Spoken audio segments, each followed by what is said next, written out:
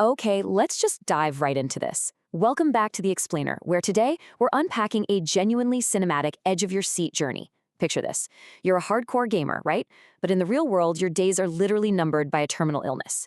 You sink all your remaining time into your absolute favorite RPG, only to suddenly wake up actually inside that very game.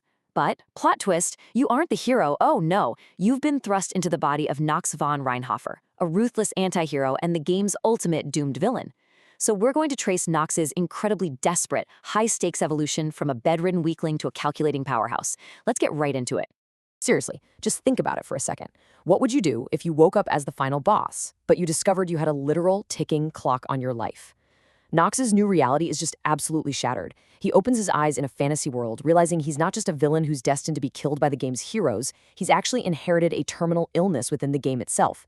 It's kind of like this cruel joke of fate, mirroring his past life. He has to survive a world that actively wants him dead, all while trapped inside a body that's already dying. Section 1. Reborn with a terminal curse.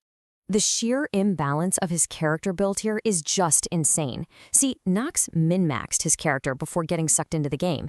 He gave himself 2 overpowered traits, Mana Sensitivity Genius and Combat Genius. Sounds great, right? Well, in the game Inner Lunatic, taking 2 genius traits slaps you with a massive penalty. His incredible potential is completely bottlenecked by a terminal illness, leaving him with an abysmal stamina stat of just 2.0. The guy can barely swing a wooden sword without coughing up blood and collapsing on the floor. 365. That is all he has. Exactly 1 year to live. And this single number, it completely drives every desperate, calculated decision Nox makes from here on out. He can't play it safe. He can't just rest and take it easy.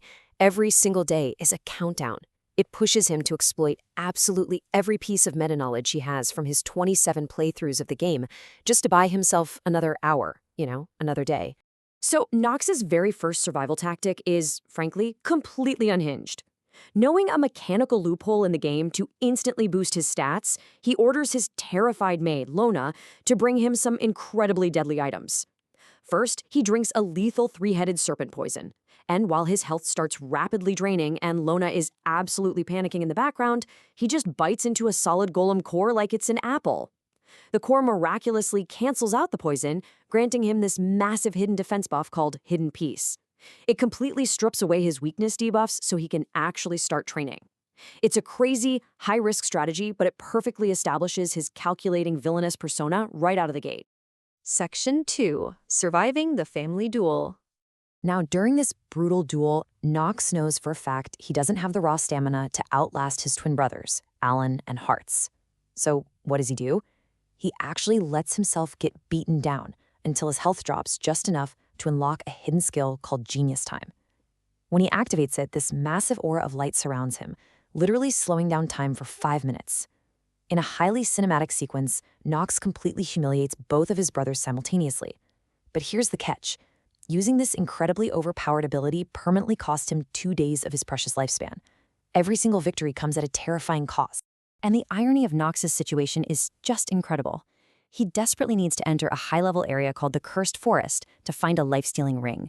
But he's secretly being followed by Talia. She's a brilliant, fire-wielding knight who, according to the game's original lore, is explicitly destined to drive a sword right through Nox's heart. But instead of running from his fated executioner, Nox is forced to ally with her. They actually fight off these elite wolves together, and her intervention is what saves his life and helps him secure the ring.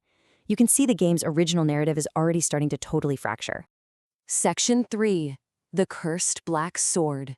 His father, who is the incredibly intimidating head of the Reinhofer family, decides to test Nox by forcing him to hold the family's ancient weapon, Stormbringer. Now, the way this sword functions is pure nightmare fuel. It absorbs the user's magic to unleash pure, raw destruction. But once your magic runs dry, which happens super fast, it starts rapidly feeding on your actual life force. For a guy with a ticking clock on his life, this is the worst-case scenario. And yet, Nox endures the agonizing pain for a full 10 minutes, successfully claiming the sword. It really grounds his overpowered fantasy by demanding literal blood in exchange for power.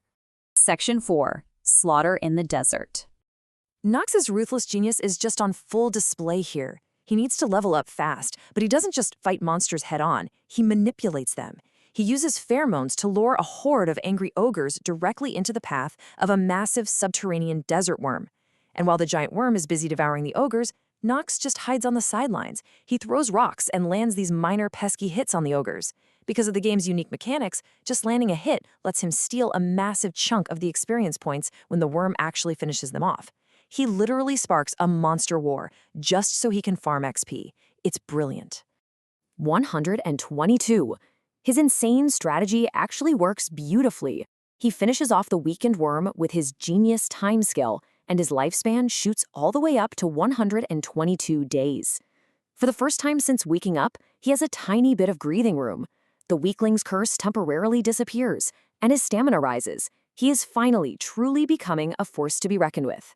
But Nox isn't just fighting monsters out there. He's dealing with corrupt humans too. When a group of treacherous bandits plans to betray his older brother, Nox corners them in the dark. He unleashes a newly stolen sword technique, just tearing through them with terrifying ease. And when the bandit leader screams that people will find out it was murder, Nox just smiles and delivers this chilling response. If no one lives to tell the tale, it becomes simple extermination. This moment perfectly showcases his terrifying anti-hero persona. Section 5. Entering the Demon Academy. Here's where Nox completely shatters traditional academy tropes. We all expect him to go in and fight school bullies or rival nobles, right? Instead, during a field exercise, a demonic infiltrator suddenly summons a massive, high-ranking demon boss named Payon. Rather than running away, Nox steps up and takes absolute command of the terrified students. He actually fights alongside Paracelsus, the game's original hero, and goes toe-to-toe with a boss that absolutely shouldn't have appeared for years in the game's timeline. He uses his dark sword and his meta-knowledge to protect the very heroes who were supposed to defeat him in the first place. Section 6. The Lunatics and the Cliffhanger. So the demonic threats are escalating way faster than Nox ever anticipated. To survive, he realizes he desperately needs underground power, and this leads him to his darkest choice yet. He seeks out the Lunatics, which is this underground faction of powerful, morally gray fighters. But to join them, he has to endure the Crimson Moon trial. And the conditions? They are brutal. Nox purposefully exposes himself to the Crimson Moon, triggering a berserker madness trait. This gives him an insane stat boost, sure, but it threatens to permanently shatter his mind. He has to slaughter endless monsters in a frenzy, clinging to his sanity by a single thread through sheer, terrifying willpower. 9. The cost of all this is completely devastating. Overusing his berserker trait, combined with Stormbringer literally eating his life force during these intense battles, plummets his lifespan back down to a critical 9 days. Just as he was finally getting ahead, his relentless push for power has put him right back on death's door. He even gets hit with this death countdown debuff that drastically lowers his physical stats. It's looking really bad. Just look at how fast things are moving here. In under a year, Nox has gone from a bedridden boy fighting his twin brothers with wooden swords to outsmarting giant desert worms, to fighting ancient demon bosses alongside the game's heroes, and finally enduring the mind-breaking Crimson Moon. It is a relentless pace of evolution, driven entirely by his absolute refusal to die quietly. So, the crucial point we are left with is this. Nox has formed his own secret faction at the Academy to hunt down a demonic infiltrator who was pulling all the strings. But he is physically breaking down. He's coughing up blood again, and his system is screaming that he only has 9 days left to live. Can the ultimate villain outsmart a literal demon and cheat death one last time? That is the massive question hanging over Nox's head right now, and it leaves us absolutely desperate to see what impossible strategy this doomed villain will pull off next.